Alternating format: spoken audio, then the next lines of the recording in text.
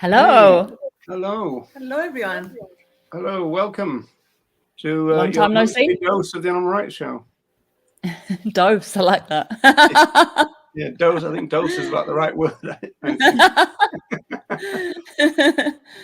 And I'm welcome, having a couple Aiyana. of technical problems here, so I'm just going to clear my screen. So, go ahead, anybody else, if you wish. Oh, well, welcome, Aiyana. We wanted to welcome Aiyana back onto the show because Aiyana has written a book. I don't know if you are bringing up that screenshot, Roger, if you're able to, with your technical prowess. Yeah, don't say wizardry or anything because it's not true. And this book is part of the Radical Companionship project that Aiyana's been sort of involved in for a good few months now, isn't it, Aiyana? From last year. I know you spoke a little bit about it on the last show as well. Oh, excuse me, I've gone on Marge Simpson. But yeah, so the book's called Rejecting Pethood. Yeah, except for the hair. Rejecting Pethood and Embracing Our Multispecies World. And I definitely recommend this book. And Aiyana, you still have copies of this book to give on that, and you can also get them from is it Active Publishing? Active Distribution. Right? And Active Distribution. PM Press, and in a few months when the shipments arrive, AK Press in America. Brilliant, yeah. So yeah, we wanted to kind of explore this evolving theory of yours, a little bit about radical companionship, how we kind of navigate relationships with the other animals that are, as you have coined the term, colonized into pethood, and just kind of, yes, exploring different situations and how we might apply your theory into practical terms in order to evolve and shift our relationships with other animals into more respect for. Well, my first point about the book before we go, I'm going to take it off the screen in a minute just to save my computer's not working properly at the moment, folks. Is that Aiyana? It's terribly overpriced. What's going on? I know, £2. I'm sorry, everyone. It's 2 whole pounds, everyone. Can you believe that? So let's do a few hellos. Bernie and the vegan mooncat. Hi, Deb. Hi, Jennifer, Ambrose, Elliot, and Bernie was first. So a gong to you, and now Joanna too. So hello, everybody. Welcome to, as I said at the beginning, your monthly dose of the Animal Rights Show. So, where should we start? I have a question. I've read parts of the book because I actually got the book today. There is a long story behind this. Did you receive the actual copy today after all that time, Nella? Nella ordered this book like so long ago, didn't you, Nella? Someone around the world to get in a plane and bring the book with them. I have a question. I don't know how relevant it is. It's World Stray Animals Day today, and I've lived for a while in London, and thankfully it's not a city with abandoned cats and dogs, as you can see here in Greece and also in other European countries. So there are a lot of stray cats and dogs, and these are the same animals we call pets, or species called pets, like animals that are not free living beings. They are not wild, but in a way they are free living beings. They are living in urban environments, which means that they are dependent on humans, mostly for food, and sometimes are at the mercy of humans. But humans and non-humans together, we have this multi-species community because it exists because we share the same space. And often I'm wondering, I mean, especially days like today, there are all these organizations that, of course, they mean well, and they call for humans to adopt another animal. So they are not living in the streets, or they are not crammed in some cage in a shelter, and have a loving home. And I understand that, and I've done that myself. But often I'm wondering if by doing that, even by having the best intentions in mind, like offering love and the home, we're imposing on them what we think it's best in life. Like for me, for example, it's like to have a home and to have access to food and to have access to medical care. For a stray cat, her freedom may be more important, for example. And my actual question is, if there is a question, is it ever possible to not to have consent, real consent, because you explore this in your book, the lack of consent, but in a way to think about life the way another species would? Or are we doomed to impose our own impressions about life on them? Or what's better? Every time we grab a cat from the street because they are injured, for example, and we think that they need to go urgently to the doctor to save their life, or we do the same thing with the cats and dogs living in our homes. Are we doomed to dominate them? Okay. I don't think that humans are doomed to dominate anybody. I think that takes away all hope of being free if we believe in this idea that humans are inherently evil or inherently dominant. I know that being dominant with other animals and with other humans, human animals, does not align with who I am and with my values. And I believe that there are many other people in the world, including everyone who's here, who probably feel similarly. So to answer that question, no. And I guess kind of the wider thing that you were talking about is, well, I mean, correct me if I'm wrong, but like, is it good or bad to take stray animals off the street into our homes? Is that kind of what you were asking? Yes. My default position is that in most cases it's a good thing. When they're injured or they cannot cope by themselves, it's a good thing. I mean, if it is dangerous for them to live in the urban environment. It's not the best situation, in my opinion, but it's like the best we can do. My question is that by saying what I say, I project my beliefs on them, and I can never know what their beliefs are.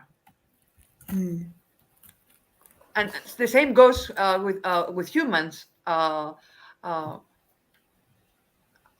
can never feel what people of certain minorities feel. But I can ask them. But we can't ask non-human animals. Yeah. I think that's one of the most difficult things about our relationships with non-human animals, and I think that's why it's so important to be aware of non-verbal communication as much as we can. Like, for example, I think it can be a helpful thing to offer non-human animals healthcare and food and shelter and all of those things if we can. But if they're in our house and they're constantly, wanting to leave and showing signs that they don't want to be there, then it's not fair, and it's not very respecting of their autonomy, I think, to keep them there. But if they seem happy, then I guess you made a good decision. But I think it definitely depends on the person and what they want and what they prioritize. Like you said, like somebody's freedom to kind of roam around may be more important to them than having like consistent shelter or food. And truthfully, it's upsetting and angering that we are in a world where we have to kind of choose between those things, because that shouldn't be the case. But I do think it's possible to care for people without care being intertwined with domination. I've left the mooncat. Sorry, I went off the screen. By the way, it's census day in Ireland, and I knew that the guy was going to come back for the census form during the show. I just knew it. And anyway, I left the mooncat issue there because I've always had this thing about naming other animals, Aiyana, and I wonder what you think about. You know, Jerry the dog. I always wonder what is Jerry's real name. In other words, what Jerry would call himself. You know what I mean? Yeah. So I kind of think of names as like gifts in a lot of ways. Like I think when it applies to humans, but also when it applies to non-humans, a name is a gift that you can offer someone and they might not necessarily like it or take it. Like parents can offer a name to their children, but their name might change when they grow up. They may prefer to be called something different. And I think that us naming non-human animals is just our way of identifying them. But there are also ways in which names aren't gifts, like in which I'm sure I've heard a load, but I can't think of an example right now off the top of my head. But when humans name non-human animals intentionally disrespectful names, like for example, one of the dogs who lived with us and passed away, when she was fostered by a friend of mine and then eventually came to live with us permanently. She was called Audrey. But when she was found in the street and taken in by the vets, they called her Spanky, which is just an awful name. And so there are ways in which humans will use our power, I think, to disrespect non-humans through naming them disrespectful names. But if you're approaching a relationship with them respectfully, then you'll name them something nice, and it's a gift to them. What about the issue of? I mean, there's a gendered issue to it, isn't there? You know, like so-called aggressive dogs may be called things like, you know, I don't know, butch, or you know, a kind of stereotypical kind of macho name, whereas you might get a poodle named Trixie. You know, so. There's even a way that we dominate them linguistically. That's what I think I was trying to get at. No. Yeah, that's a good point. And it ties into something you talk about in the book, actually, Aiyana, which is cutification as well. Like part of how we cutify and objectify and sort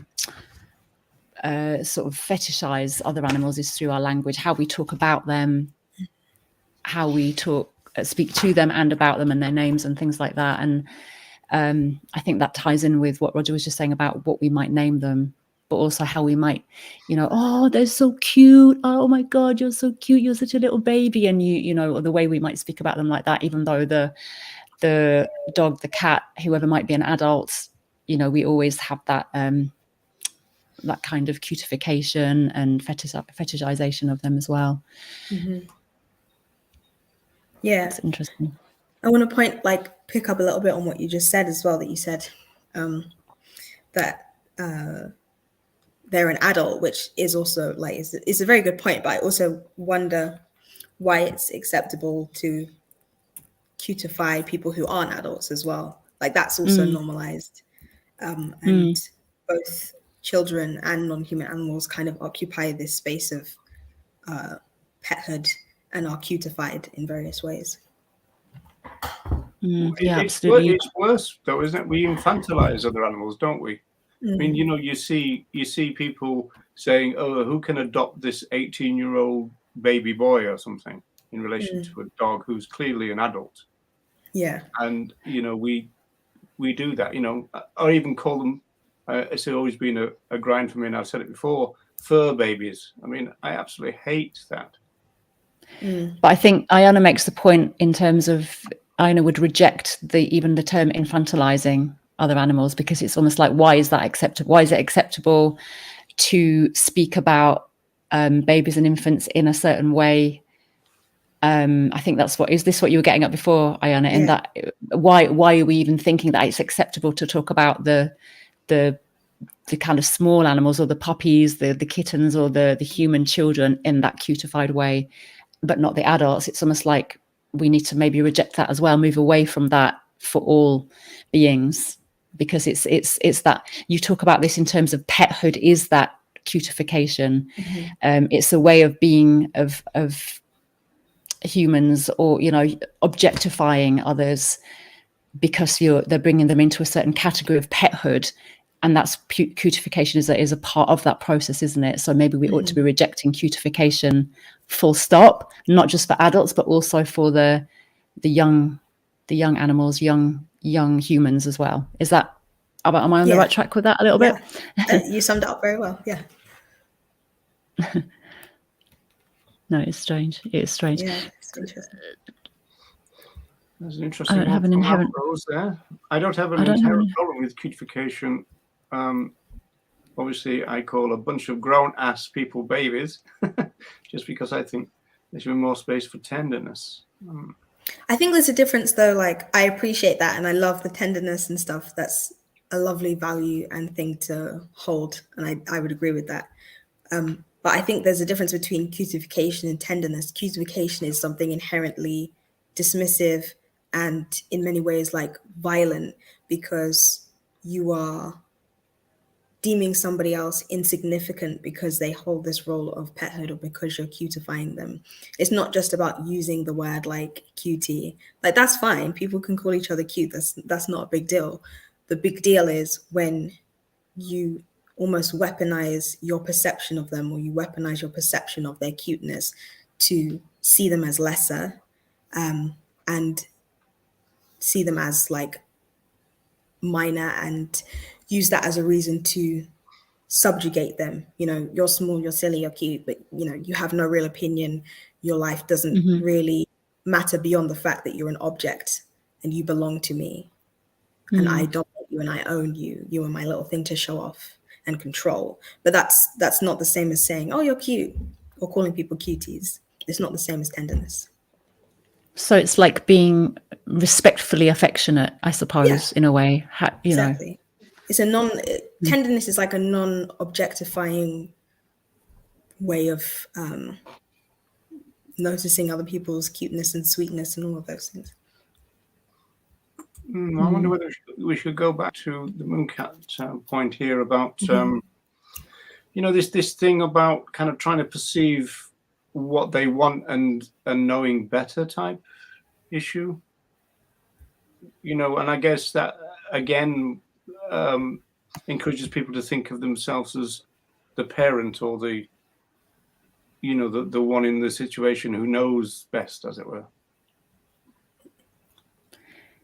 Yeah, going back to what Nella was saying about, are we doomed to always dominate? I suppose in a way, because we're always going to look at things through our own eyes, through our own perceptions, and we are then inherently anthropocentric. We're always centering our own values, our own opinions, our own way of seeing the world, our own practices. And I suppose there's an element of that is inevitable. We can't zoom out of our own being, our own bodies, and become someone else. I suppose it's then, Aiyana, maybe I'll put this to you as well. How do you feel we can sort of, with of course accepting that we are inherently human centric, how can we try to overcome that, or try to minimize that when we're looking at our relationships with other animals? How do you think we can start to shift that relationship? I'm just writing the note. I feel like there's a difference between being human-centered or human-centric in a way versus human supremacy as a culture. Because of course we're always going to be human-centric, and it's not necessarily a bad thing to be human-centric. Like, we literally can't not center ourselves, because that's the only experience that we have. But human supremacy is a wider culture that tells us, or that enforces a human-animal binary, and that assigns certain traits to humanity, assigns certain traits to animality, and that very simply says that humanity and humans are superior. And so I think the only way we would be inherently dominant is if we allow ourselves to continually be defined by this binary and be defined by human supremacy. If we continue to recreate the culture both within ourselves and, putting that onto others, then yeah, we're going to be doomed, because we're choosing to stay within this culture and define ourselves by this human animal binary. Whereas I think that the shift that happens, that we can improve our relationships with non-human animals and ourselves, is not by trying to appeal to humanity, but doubling down on our own animality and recognizing animality as I can't hear Aiyana now. Is that just me? Hello? Can you hear me? Yes, I can hear you. Okay. Did you hear the last thing I said? Yes. Okay. Can you What hear me, about Wendy? you, Wendy? Wendy, can Not you sure hear that Wendy can hear any of us. Yes, I think that's the problem. Wendy, are you? Wendy. Can Oh, I don't know if she can see us.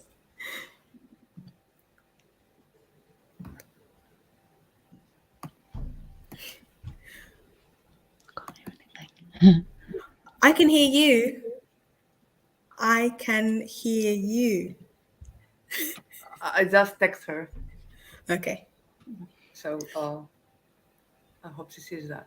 I had somehow strange experience yesterday.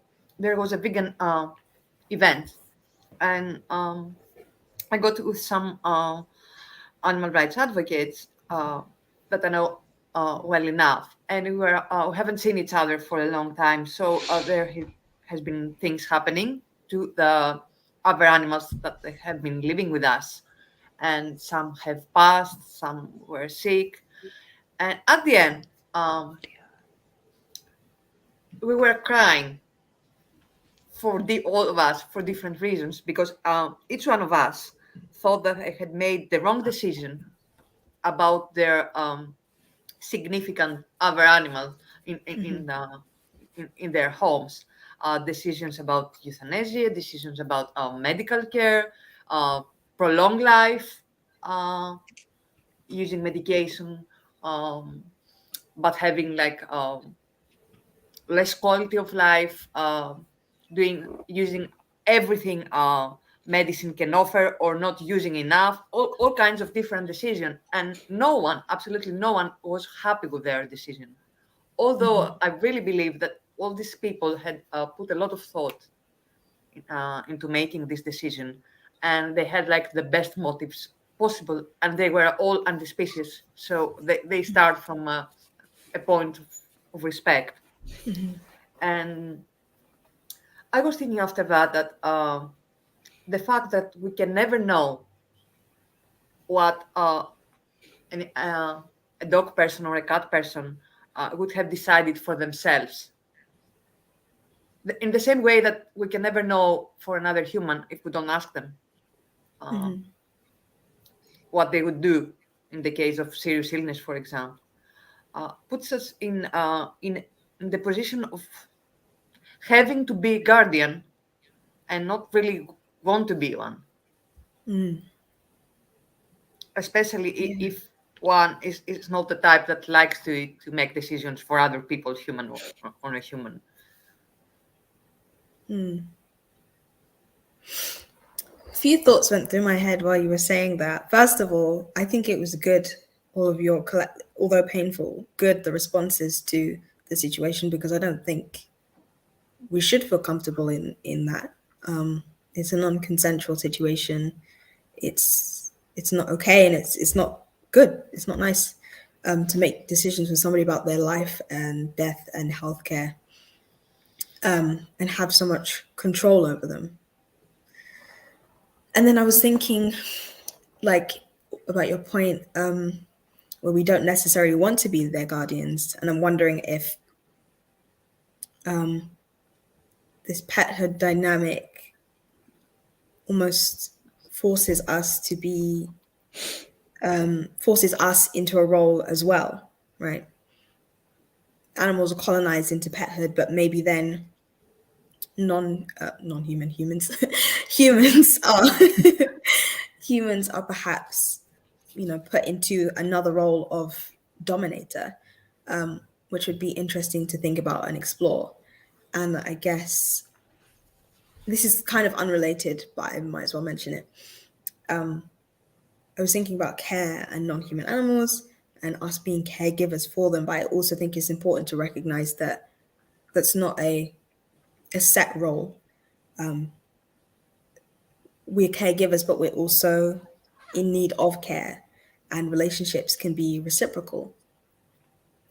And I think that, again, I'm going off on a tangent, but I think like capitalism at large and speciesism has this monopoly on care, that it gets to decide what care is acceptable, what care is allowed, because everybody needs care, everybody has access needs, everybody has care needs. But if capitalism allows us to recognize this, then we can no longer be productive. We have to be cogs, we have to be the same, we have to be monotonous in order for capitalism to function. And so I think that communities who need care in different or more particular or more obvious ways, like non-human animals, like children, teenagers, and disabled people, they are collectively seen as burdens in the eye of capitalism, which they're not, but that's how capitalism views them.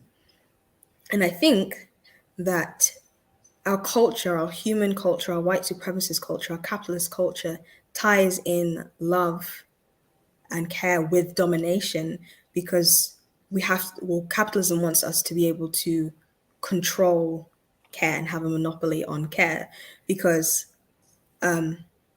otherwise we'll all start realizing that we all need care and we all have access needs and we're very different individuals. And so oppressing disabled people, oppressing children, and oppressing non-human animals, specifically in the form of using care and love as an excuse and reason for domination, as something that's intertwined with domination, it allows care to be sort of contained and controlled. Yeah. Did not answer your question at all. Indeed. Sorry. You actually did, and I was In thinking the grand tradition of the I'm Right show, people never answer. I was thinking that most of the time, from my relationships with other animals, they had a better understanding of what they need or what they want that I had about them. And that was always a problem with me. Sometimes I felt that I'm using too much reason, and if I would approach them more instinctively, I would have a better understanding of what they need. But that's a personal thing. That could be true. I have a belief that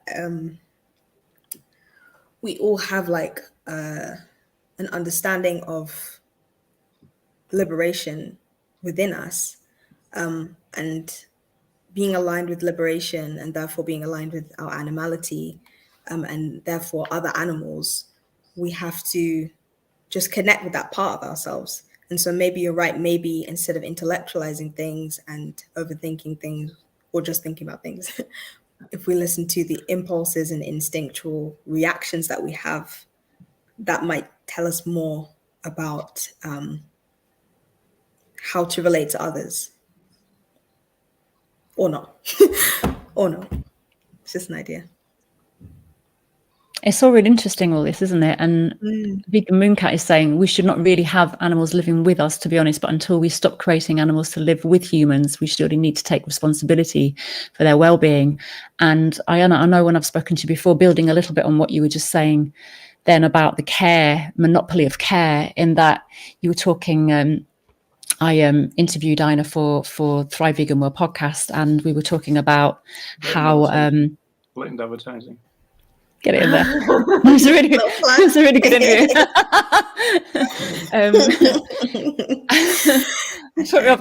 Literally, my brain's really like hanging by a thread. So I'm literally like, I probably forgot what I was going to say now. But what was I saying?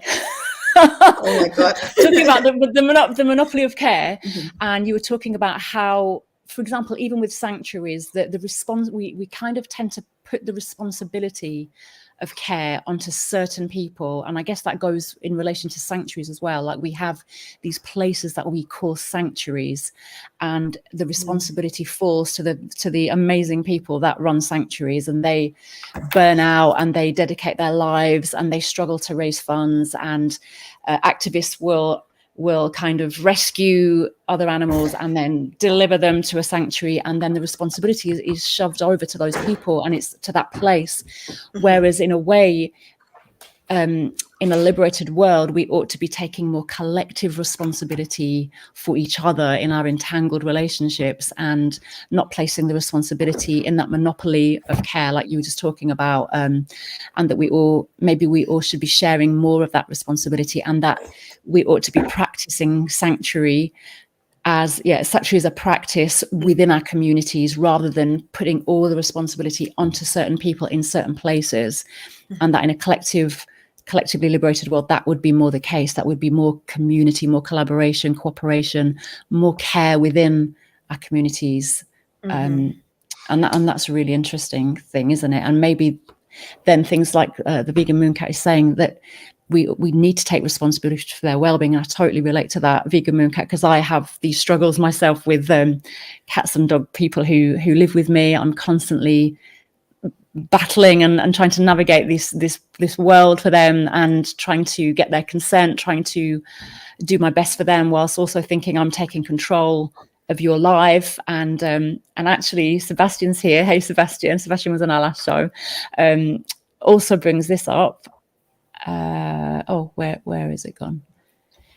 Sterilization. This is something that I'm really struggling with right now in terms of controlling someone else's reproductive system. Is it in their best interest? What would they choose? But also, if you do sterilize, if we do go down the road of sterilization for the dog we're currently caring for, then we are completely controlling his reproductive system and taking that autonomy away from him. But if we don't, there are certain situations that are perhaps no longer safe for him to be in, and that might really affect his well-being as well, because he loves socializing with other dogs. It's starting to become a bit of an issue with certain dogs because of his puberty and coming into maturity, and it's just a minefield of how do we deal with it. Also, apart from a decision for the animals that we share our lives with, it's also a decision we often make for the animals living in the streets, and then it's a decision that concerns very large numbers of animals, controlling populations by using sterilization. And it seems necessary, but it seems very ominous too, the fact that we can decide today. Actually, this is a decision that they're trying to make here now. They are asking for funds from the government to sterilize every animal living in the streets. There is a debate going on about it, and I cannot really decide. I cannot decide what's more ethical. Sorry. I just want to put one more thought in there for you, Aiyana. Yeah. And also, if we think about things in a more ecofeminist through an ecofeminist lens, maybe we shouldn't have strict rules, but we ought to put things always into context and always look at a problem and look at the problem from its root. So don't kind of disembody the problem from the root of the problem and the context that it's in. So we maybe do not have like blanket rules, like it always has to be this, or we should never sterilize, or we should always sterilize. Maybe we always have to look at that individual in that context, in that situation as well. So over to you, Aiyana. Okay, that's a good place for my brain to start. That's a good, thank you for that. That's really helpful. Okay, now I'm going to try and decipher all the notes that I made. Right.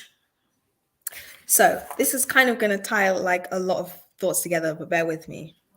I was thinking when you were saying about sanctuaries, Wendy, like about our conversation on the podcast, it's almost like through sanctuaries, we're outsourcing care, and care becomes a service and almost capitalist in that way, because it's objectified. It's a product in a way, even though sanctuaries like are not rich and struggle a lot. We're not practicing care within our communities. We're outsourcing it in the same way where with mainstream animal rights movements, there is like the role of the caregiver, and then there's the role of the activist. And to me, it just feels like another sort of machine rather than an ecosystem of people who are complex and varied and are bringing their individual ideas and thoughts and praxis to a community.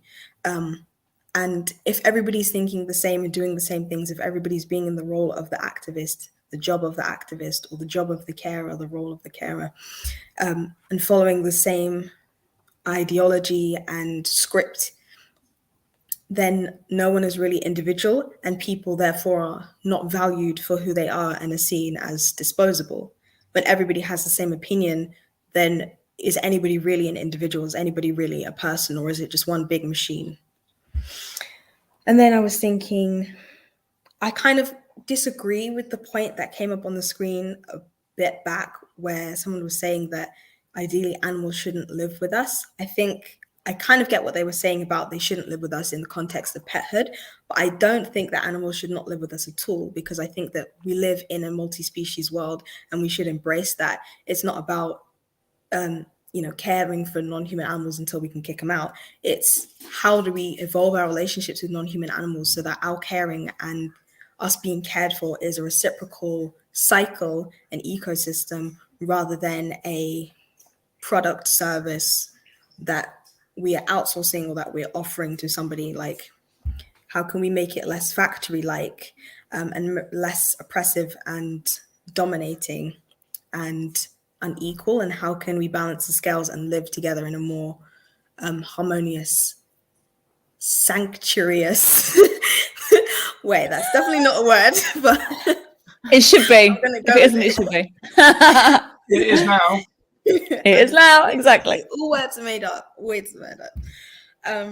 So I kind of disagree with that point. And then sterilization. I think I disagree with it generally. I understand why it's important and why people would argue for it. But I think it's such a heavy, awful, invasive, it's actually making me like emotional and upset and angry thinking about it. But it's such an invasion of autonomy and self that I cannot see it aligning with the way that I want to relate to non-human animals. And I think that this kind of ties back into the problem with sanctuaries, because a lot of the arguments that I've heard for sterilization is, well, they are around other animals a lot of the time and, they can make babies. But I think that if the responsibility of care, which belongs to all of us, was more spread out and it wasn't like a sanctuary environment where it was specific, then there would be more people who can look out for each other and we can keep an eye on everybody. And also, like, who are we to say that people shouldn't make children? Like, why is that a problem for us? Because it just feels like more control. It just feels like we are breeding animals and we are telling them exactly how they can exist, exactly when they can exist. And even when they live in a supposedly anti-speciesist home, we're still telling them how they can exist, when they can exist, how they can reproduce or not reproduce. Like, what is the problem in there being more non-human animals? And if we can't, like, if personally I couldn't, if personally I'm not considering the whole responsibility of taking care of someone who could have children and, acknowledging the extra responsibility that might come as a result of that, then am I in a position to care for this person? And am I in a position to care for this person by myself? I just feel like, Aiyana, just to point the comment on Yeah, the screen, go on. because this brings up an interesting point about sterilization as well, in that Ambrose says, I feel strangely about cats because they do produce at a far higher rate than dogs, and then it creates problems for free-living non-humans, particularly birds. And I suppose in a way, because of the way we have colonized,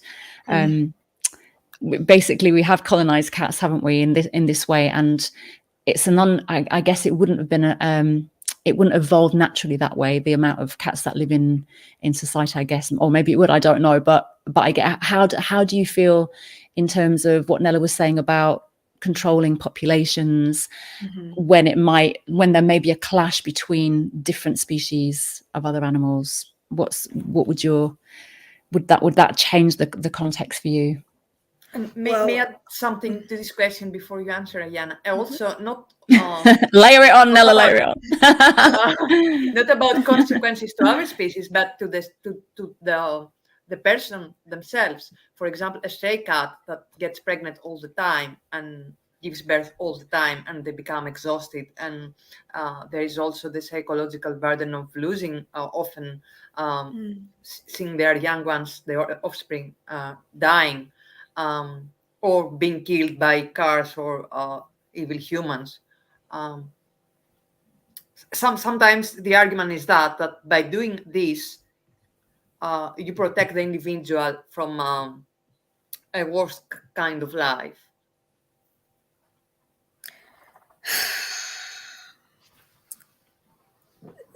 Going off what you just said, I want to preface everything that I'm about to say and everything that I've ever said and will ever say in my life with. I'm not an expert.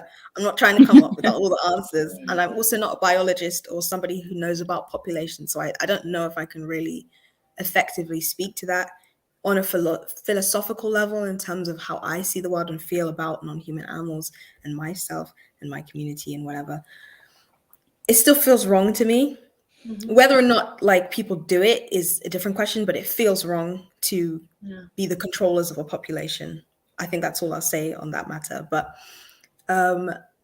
Nella, your point at the end reminded me of Beasts of Burden, a book about ableism and speciesism. And I haven't read all the way through it yet, but there was a part of it, or there was like a general takeaway that I got from it, where Sonora Taylor was saying that, well, my interpretation of what they were saying was like, basically, who are we to decide what is worse off then? I think in the book, if I remember correctly, they gave an example of a fox who had 3 legs or 2 legs or not 4 legs, basically. And this fox was killed by a human who like took pity on them and wanted to take them out of their misery, essentially.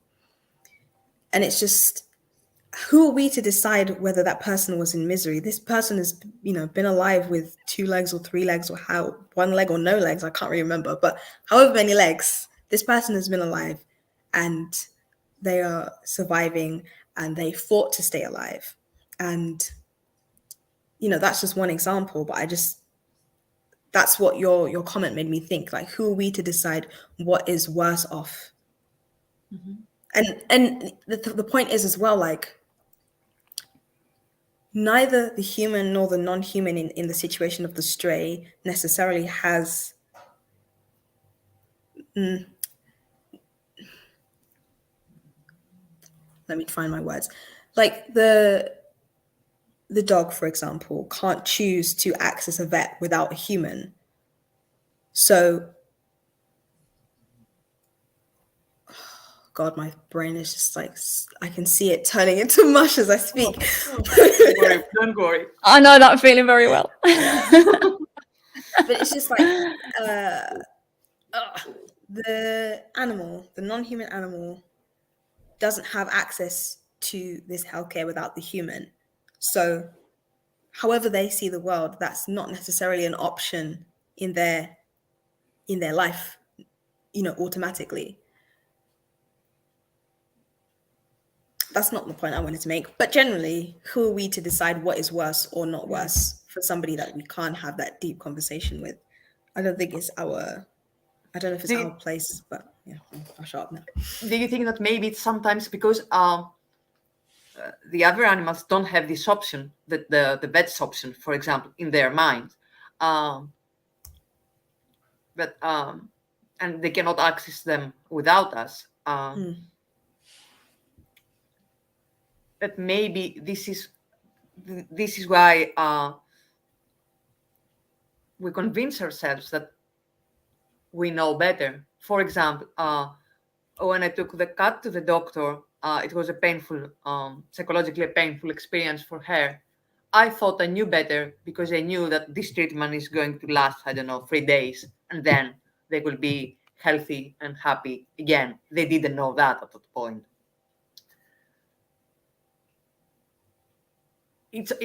I feel that we always come from a place that we feel that for whatever reason we know better, or that we have like more options to choose from. And when it's about us, it's fine. But when it is about others, because I feel I'm not expressing myself well, I feel that there is not good decision to make on this about other animals, about sterilization, about medical procedures. The best I have seen, the best kind of relationship I have seen, it's with some individuals living in the streets, that they have a relationship with humans, and they actually choose to initiate that relationship, and they have access to food, access to water, access to shelter when they want to, access to a vet when the humans in the neighborhood think so. But it's like a middle ground. They have some degree of self-determination that I find very, very appealing. And also there is the love and the tenderness that they give, and that humans give to them. There is this relationship. It is there. Of course, it is there until an evil human decides to do something about it. So there is the risk factor always. But in my mind, it was like the closest thing to ideal I have experienced. Yeah, I think that's a nice idea, to just like have a free shelter space where people can come in and out as they wish. Yeah, that sounds lovely. Yeah, I had some thoughts while you were talking as well that I just wanted to quickly share. Like, you mentioned like a psychologically traumatic experience, and I kind of wanted to acknowledge that speciesism as a whole is going to always be a traumatizing experience. And this is not to say just traumatize animals whenever, but like trauma is not necessarily something that we're ever going to escape generally. Even in the liberated world, trauma would exist, but not to this degree, But I think especially in within speciesism, trauma is almost a definite experience for all animals, regardless of species. And I also wanted to mention that I'm writing in my next book, and it's about ageism and the oppression of children and young people. And I was thinking about like medical procedures and making decisions for children when they're young, and like, I won't get super into it, but like circumcision and stuff like that. My general belief, I think, and again, it's always circumstantial, like depending on the situation, but my general belief is we should not decide to cross a boundary or like inflict pain or trauma through healthcare unless it's going to save their life. So I think that sterilization is not necessarily going to save someone's life for a non-human who, is living with me in my house, and we go on walks, and I'm aware of them at all times. I can see what they're doing. I know when they're getting pregnant or not, or whatever. With strays, it's different, and I haven't had experience with strays, so I don't think I can speak to that as well. And Nella might have a different opinion to me, but I think I can see Wendy is dying to leap in there, and she's got the book. Poised already, but there's one question now I wanted to ask about from the beginning of the book. But you mentioned your second book. I hope it's not going to be so damn expensive as the first. That's all I can say. I know, I'm so sorry.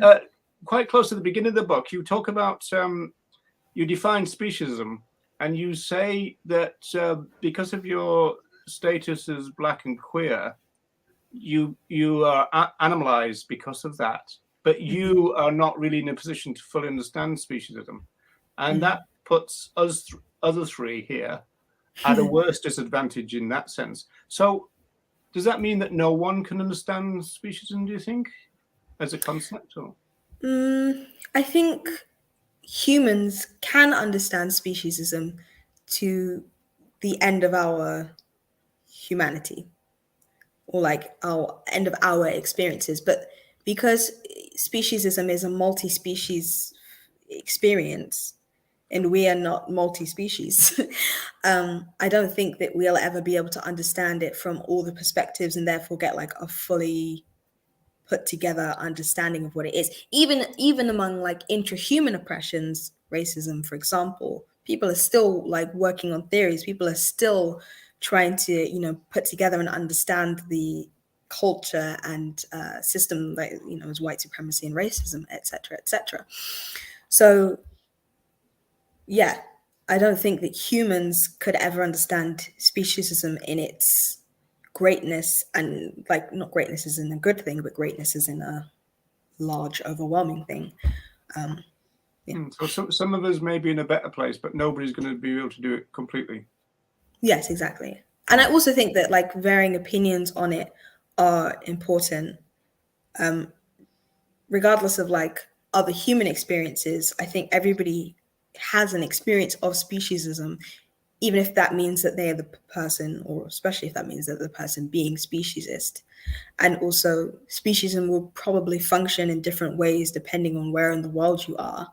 And we have different cultures around non-human animals and animality depending on where in the world we are. So when saying that, I'm not saying the only people who can talk about animality and speciesism are people who have been animalized. But I do think that gives me an important context for myself, I guess. Really interesting. I did have a couple of things. Go on, then. I know, 'cause I was looking in the book only because just a couple of things. One, when we're looking at how we navigate our relationships and our caregiving for other animals, you do mention in the book the Montessori. Is that right?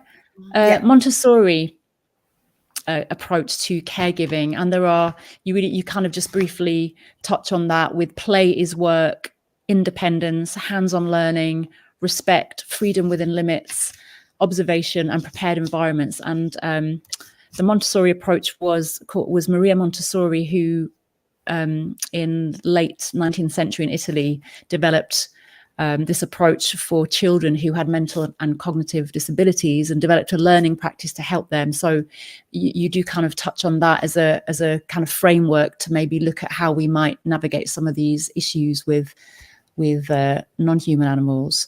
So that was really interesting. And then my other point and there's kind of a few threads that have come through. One I think was Maz the Gob and the other vegan mooncat, who are talking about, I think I have to go way back to Maz the Gob one. Oh, right. Where's the Maz the Gob one? But it's basically, Maz the Gob was saying how he, here we go.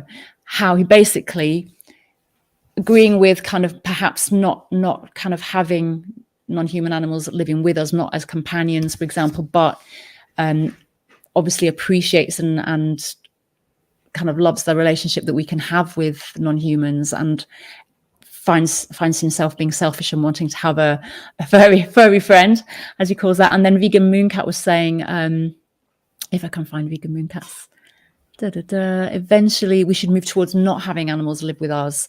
There just doesn't seem to be a need. And all the issues we are talking about are caused by integrating so closely in our lives. So I guess there are kind of two different perspectives there, in that we obviously enjoy these relationships with these other animals. And I know myself, I am never happier than when I'm in the company and in relationships with non-humans, to be fair. But then I also battle with that. Should, you know, in a liberated world, would I have these relationships? What do those relationships look like? And are we moving towards like not having those relationships? But you already said you don't really agree with that. And I just wonder, in your mind, how might that look? How might these relationships look different in a liberated world? Would we still have these non-humans living in our homes, sharing these relationships, or would we move away from that, do you think? I don't know what your perspective would be. To be extremely cheesy, I think it would look like Radical Companionship. I think we just kind of be like plug for the book. I think it would just kind of look like us, you know, being around each other. And like, okay, if we think of another example of interactions between like different species who exist in the world right now, today, we could think of like a watering hole. And there's probably elephants, there's zebras, there's this species, there's that species. And they're kind of just hanging around each other. They're just chilling around. They still have relationships to each other. But it's not in the, you know, in the context that humans have with non-humans, and that it's oppressive. I think something similar could exist and can exist today with humans and non-human animals. I think that it would kind of be navigating the world side by side with different experiences in different ways, with autonomy, with freedom. I don't think, maybe I'm interpreting it too black and white, but the comment to me just felt very much like line in the sand. You're on that side, I'm on that side, and we're done. Like, we're completely opposite ends of this environment, which I don't feel is necessary or will happen. I think even if we might consider it like natural to be so separate, I just think that at this point in time, even in the capitalist and objectifying way in which we relate to non-human animals at the moment, they are still in many ways integrated into our lives. I can't see a community where we're not existing in the same space, because we all affect each other, you know, as part of like an ecosystem on a biological level. And then on a relationship level, it's wonderful and lovely to seek out and want relationships with other species of animals. I love hanging around not humans. I love it. It's wonderful. It is calming and it brings me so much joy, and also annoying, because they can be really annoying and they can be funny, and these relationships are complex. And I don't think that anti-speciesism means that species are separate from each other. And I'm seeing another comment from the same person, I think, who's saying that separation would be a better course of action. And truthfully, this narrative and this way of seeing things from Mooncat, for me, feels very much like when people say, okay, well, we brought the slaves to X place, well, let's just send them back and we'll go our separate ways. I mean, it's too late now. We're here, we've integrated, like, we have completely different relationships now. We can't just turn back time to a place where we don't engage with each other, you know, at all. It feels silly to me. I don't want to dismiss your point, but it just feels silly to me, and it feels sad to me that I wouldn't like see Tallulah every day, or other non-human animals who, you know, are around my neighborhood every single day, and interact with them. I don't think that separation is a better course of action. I think that sorry, just to quickly sum up. Yeah, no, Like, go ahead. The whole idea for me in writing this book was that we live in a multi-species world, and really we're very separated from non-human animals. You know, we're integrated, but also separated from non-human animals in the way that we relate to them, because we objectify them and colonize them into pethood. It's a very transactional relationship. And so really embracing the fact that our world is multi-species and we're not as separate as we think we are, we're not as individualistic as we think we are, or as capitalism and white supremacy and so on will tell us we are, is for me a freer, more liberation-filled perspective and course of action or movement. No, I totally kind of relate to what you were saying there, and I'm just wondering whether also if we do kind of have this separation, are we not reinforcing the hierarchy of and the binary of human versus animal? We're kind of almost rejecting our animality, and we're trying, and you talk about in the book trying to embrace our animality, and are we not then reinforcing that separation, as in we're human and animals are over here, when in fact we're all animals together on this earth, and we're reinforcing that binary, and they're reinforcing that kind of human supremacy, and that separation is part of the issue in a way. The separation that we've created, the false division between all animals. And then also I had another thing that I thought of and I can't remember it now. That keeps happening. I'm glad it's not just me. But yeah, it was to do with that separation. Oh, it was something to do with Nella and I were on a call with Laurie Gruen the other day, who's an eco-feminist, and she's written an amazing book called Entangled Empathy, and she talks about how we are inevitably in relationships with other animals, that we are, whether we decide it or not, we are in relationship. The whole, just by our existence and our entangled relationships on the planet, we are in relationships with other animals. So it's just a matter of trying to foster more respectful multi-species relationships with empathy, with compassion, and with an understanding and context of each other, and that community and caring for each other on a multi-species level, rather than that separation of, right, we're human over here, you're animals over here. It's kind of, how can we create that entangled empathy? I love that concept. Yes, I like the word entangled. Ooh, I'm gonna write that down. It's a good. I like the movement you did with it, though. Ooh, the entangled. Is that universal?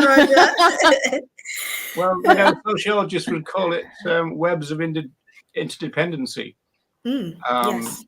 which is interesting, because obviously they would normally talk about that in relation to human affairs. But if you looked at that from Nancy Species's point of view. Before we go on, are we okay for time, Aiyana? Because you mentioned that you need to go at 7. I can stay for like another 10 minutes. Is that okay?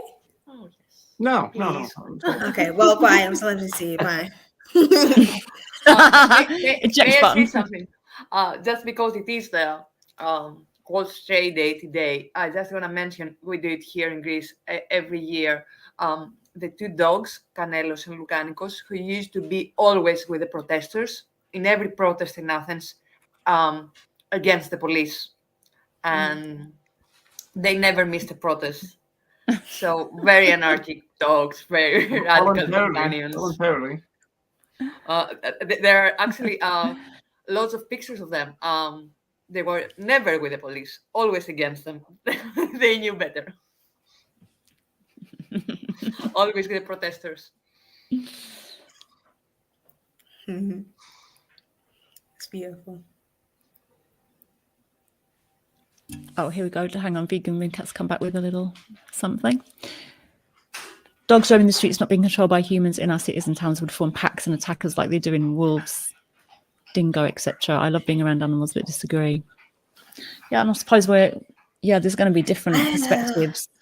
I just feel weird about that comment. I think it's very much bringing me the narrative of the white man's burden, who says, oh, if we don't control the savages, then they're just going to be savage and uneducated and uncivilized and just wreak havoc all day, every day. It's the same narrative of every kind of oppression. If we don't if we don't control the women, then they're just going to be hysterical. If we don't discipline the children, they're going to be delinquents. If we don't oppress non-human animals, they're going to attack us. And even if they do, I mean, we're animals at the end of the day. Conflict between species is an occurrence of nature, and I don't see why that is necessarily like a bad thing. I mean, after everything that we've done to non-human animals, if they'd attack us, I would honestly be, you know, obviously scared and all that, but also be like, you know what? You're getting revenge, or you're just living your life, or you're being animals. Why should we stop animals from being animals? So it'd be a fairer society in a way. It's And like, also, my experience from packs of dogs, because there were issues like that in certain areas. Is that here, you, Wendy? is that they That's Dylan. He's home. Oh, Sorry, Nana. Sorry, Nana. That, usually they do it when they're living in harsh conditions and they have faced violence by humans. Yeah, they are cared for. I think that could be true.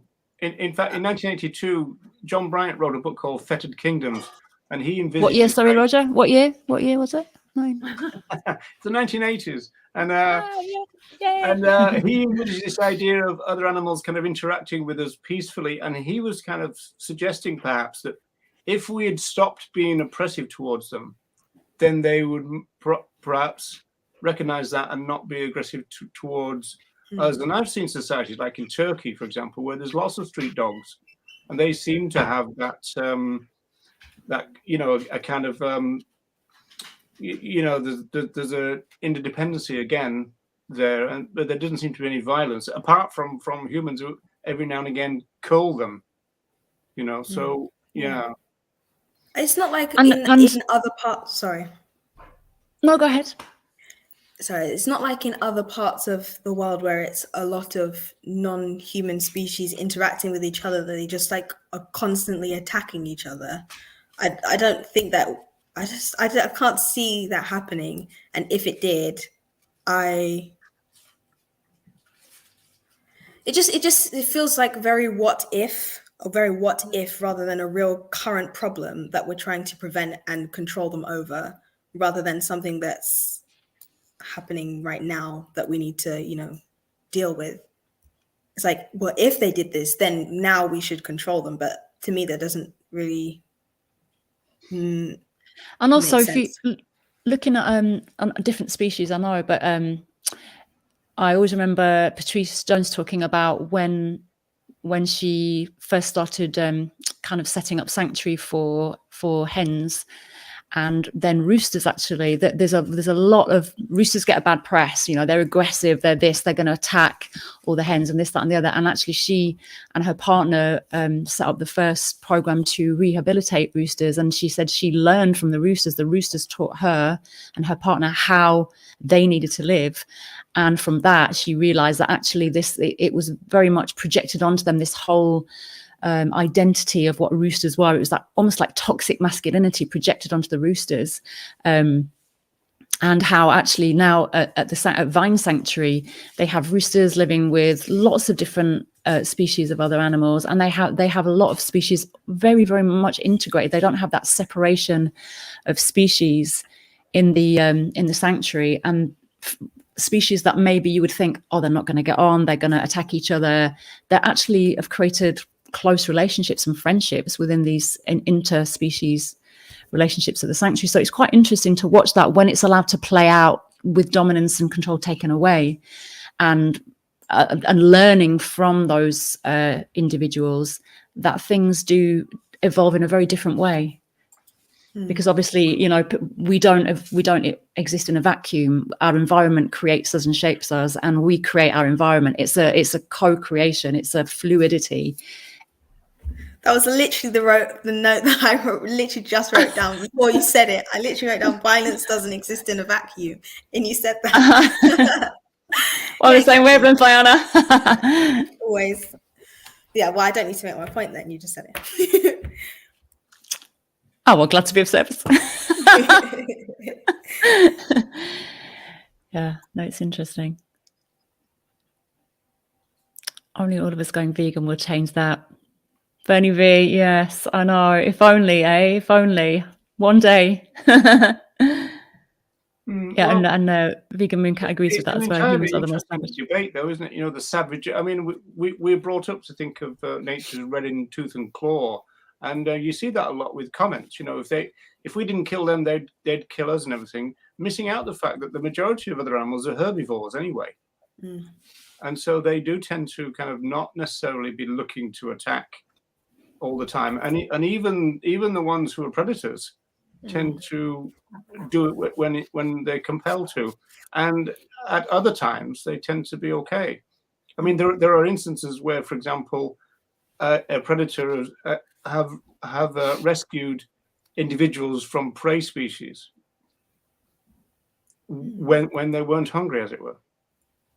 Which it sounds a bit counterintuitive, but it's been kind of documented.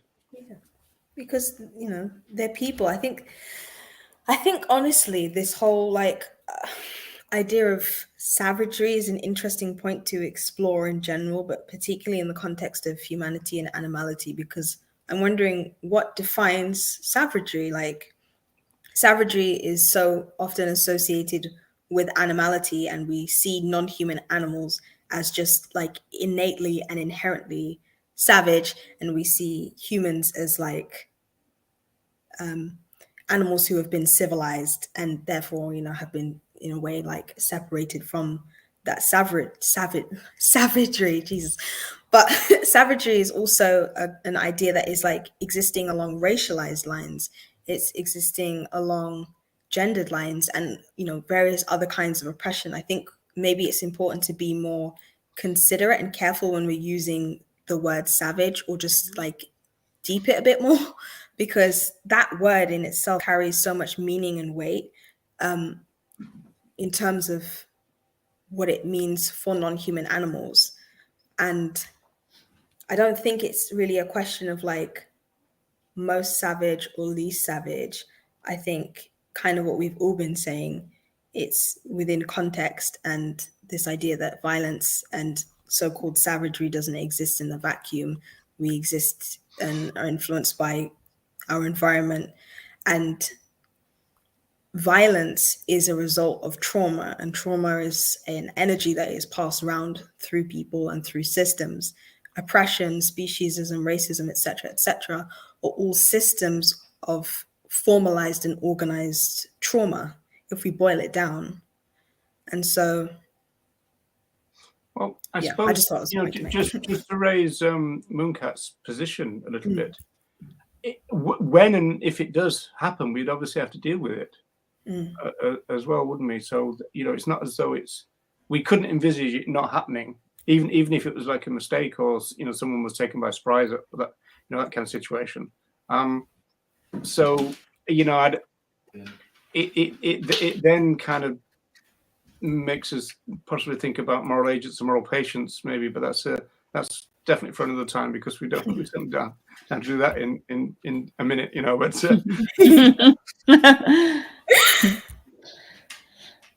oh wow, what an interesting conversation. Very much. I just wanted to add that anyway, in nature there is much more mutual aid than aggression and violence than within. So if we could concentrate more on mutual aid, we could probably resolve a lot of issues. Yeah, I think that it's probably, although I imagine people like Mark Beckhoff have probably looked at that kind of issue, mutual aid in the non-human world, as it were, because obviously it's associated with ideas about anarchy, etc. But it's usually restricted to the idea of humans together. But I imagine it really would describe a lot of what goes on in with other animals, I would say. Symbiosis. Right, are we going to say our goodbyes, Wendy? I suppose we better let Aiyana go, because I think you're off to do something else, aren't you, Aiyana? No doubt, some project or other. Yeah, we've stretched you. No, I'm glad. I love the conversations that we have. They're proper like brain exercises. Oh, thank you very much. Yeah. Reading your book is a brain exercise. I'm looking forward to finish it tonight, and looking forward to the next one. Yeah, good. Yeah, And in can't wait case for that. anybody where wants to buy my where do book, people get it, Aiyana? I mean, if they can put the money together to afford it, where would they get it? you £2, can scrape £2. together a whole £2, then you can go And it's to radicalcompanionship.com/the-book, or just go to radicalcompanionship.com because it's in the menu. And you can also either email me at aiyanabanana@protonmail.com or DM me on Instagram, because I am doing like one-off like copies to people who are outside of the UK, because we're having problems with international orders. So if you're not in the UK and you would like a copy, it's probably better to just speak to. So what was that? I have a banana or Aiyana banana? Aiyana Banana. I love that name, Aiyana Banana. It's great. It's my mum's And this nickname book, for me. and it's Yeah. such a it's a really small book as well. It's so you can just read it in one go. It's once you pick it up, you will just want to finish it. It's really so well written. There's great ideas in there, really thought-provoking. I really loved it. I'm reading it again. I've just pretty much read it again today, so that was my second or third. It's great. Every time I read it, I find new stuff in it, new interesting ideas in it. So I definitely recommend it. Well worth the money, folks. Oh, well worth it. Definitely. Right. Thanks so much, Aiyana. Thank you. Bye. Thank you so much for everybody, having and me. thanks everybody for tuning in. We shall see Thanks. you next month with another dose of the show. Another dose. Are we doing trauma next time, Roger? Are we doing trauma? We talked about that, didn't we? The idea of the trauma of being a vegan in a non-vegan world.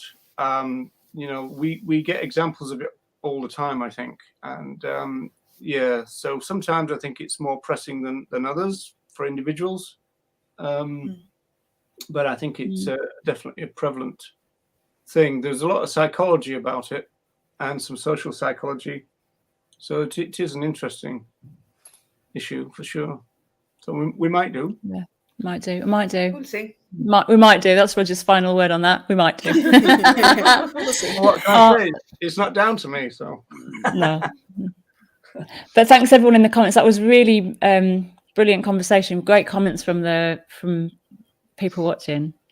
Really Yeah, great. that's right. First Monday of the month. Yeah, we just can't be asked to do it more often now. So sorry about that. Maz the Gob says, "When am I coming on?" Maz, You're on already. Look, you're on now. You're on the screen.